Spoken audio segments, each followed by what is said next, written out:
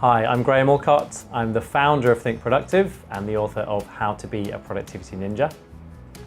My role with Think Productive has changed a bit over the years, and my role these days is I get involved in some of the strategy internally.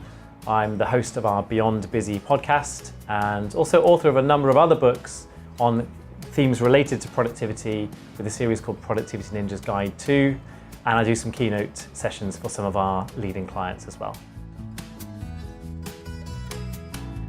In a really simple sense, I would define productivity as getting what you want to get done for the least possible effort. But what I've come to realize over the years is, more philosophically, I think productivity is about making space for what matters. So whether that's thinking about what else do I want to be doing in my life, what other things do I want to make space for, family and friendships and hobbies and all those things that make life a rich and worthwhile experience. But also in getting control of our work and really understanding what's on our plate, what we need to be doing, that helps us to make space for what matters. We often do neglect the stuff that really is the most valuable and where we add the most value because we're so humdrum in the day-to-day and focusing on that latest email, that latest thing, and not really taking the time to make that space to do the bigger, deeper, more important work. I think for me, the thing that really makes a lot of this stuff hang together is daily and weekly review. So this is a practice of just really getting to terms with and getting control of what do I actually have in my projects and in my actions that I really need to focus on.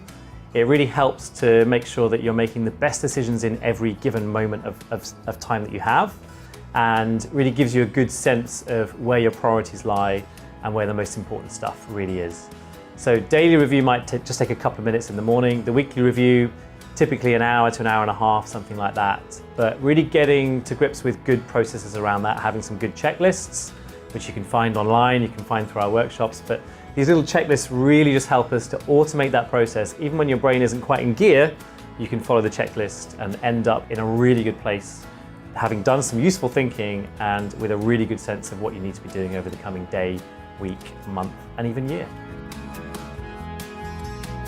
So I think with the work that I do, whether it's speaking at an event for one of our clients or whether it's being squirreled away in my garden office writing more books, I think for me, the thing that really motivates me and makes this work so fulfilling is just the reactions that we get from people. So whether that's someone coming up to me eyeball to eyeball at the end of an event and saying, hey, I've been really thinking about this, I've read your book already, this has changed, this has happened. Or whether it's those emails that often pop into my inbox at really odd times of the night, you know, someone in China, someone in Belarus, someone in South America, you know, these people who have read the book, I've never met them, and yet they're emailing me and taking the time to say, this has changed, this is what's happening in my life as a result of your stuff. I think for me, that's one of those things that, I'll be honest, sometimes you can get one of those emails or a tweet at reply or whatever it is, and you can get slightly blasé about that and say, oh, just another person who's read the book, cool. But there's always these ones that just knock you in the face and just make you go, wow, this is really powerful stuff. And I think for me, that's the real thrill of doing this work, is seeing the transformation, seeing the people really starting to have much better relationships at home, having a much more fulfilling time out of work and being less stressed. And also people just articulating the fact that they've made work fun again. For me, that's the real thrill, and that's why I love doing this work. I think what makes us different to other companies out there is a couple of things, but firstly, obsession. There are other companies out there that will do some kind of time management course on a Monday, maybe some leadership training on a Tuesday, some sales training on a Thursday, and they work like that.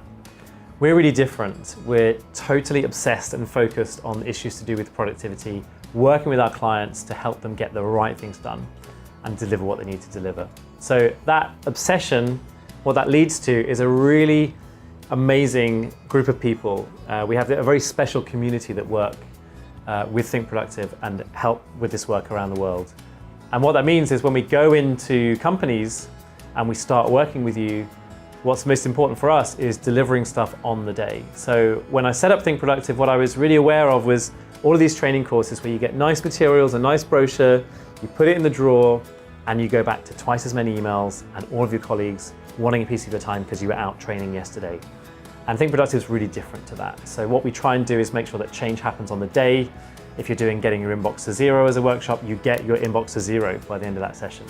If you're doing one of our longer Productivity Ninja sessions, you actually start to download all the stuff that's in your brain, start to make sense of what your commitments are, actually get using this stuff on the day so that you don't just leave with a load of materials, you leave with change having happened.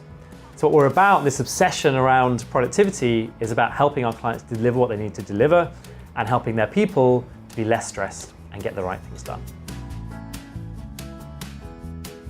For my most memorable workshop moment, I'm going to go back right to the very, very beginning.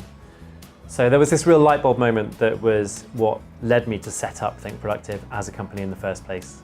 And that was, I was doing some interim management work and I was talking a lot within the team there about productivity because I'd made some big changes to how I worked.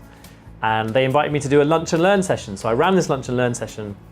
And at the end of that, one of the participants said, "This is really great, but show me back at my desk how I get my inbox to zero." So we started this work. She was working on Microsoft Outlook. We got her down to the last 2 emails. And the last but one email, she opened it up and it was something she should have done about 3 months ago. And I saw her shoulders just tense like this. It was just this sense of, oh, I was supposed to do this thing. I haven't done it. What happens now? So I started asking her coaching questions and we got to this place where we were saying, right, so what's the next physical action that we need to take now to resolve this and to work out what to do next? And so what she did was she sent the email off back to where it came from and said, "Hey, I'm really sorry. I was supposed to have done this thing. I haven't done it. It's 3 months later, but I'm owning up. I'm owning it and I'm asking what to do next." And within seconds, the person replied and said, "Hey, thanks so much for owning up. I don't need this anymore. You can delete it. That's the end of it." And I watched as she pressed delete, her shoulders just relax. And in that very moment, it was like this light bulb for me. And what was really interesting about that, looking back on it, is nothing really changed other than the way she thought about that work. So this one thing that she hadn't done was bringing about this tension. It was bringing about this sense of procrastination, fear, shame, all of these negative emotions. And within this one tiny email exchange, that was changed. And what happened was it brought clarity. Nothing actually got done, but clarity was achieved. And that for me was really important because what it illustrated is often it's not how much is on our plate, how much is not on our plate. What's much more interesting is, do we feel in control of that? Do we have a good sense of perspective around that? And are we able to make the right decisions to make the right kind of things happen as a result of that? So that was really for me the light bulb moment many years ago now that really led me to setting up Think Productive in the first place. And what's interesting is that as the company's developed, we're now scaling up these light bulb moments and these moments of clarity among thousands of people around the world, and that's really exciting.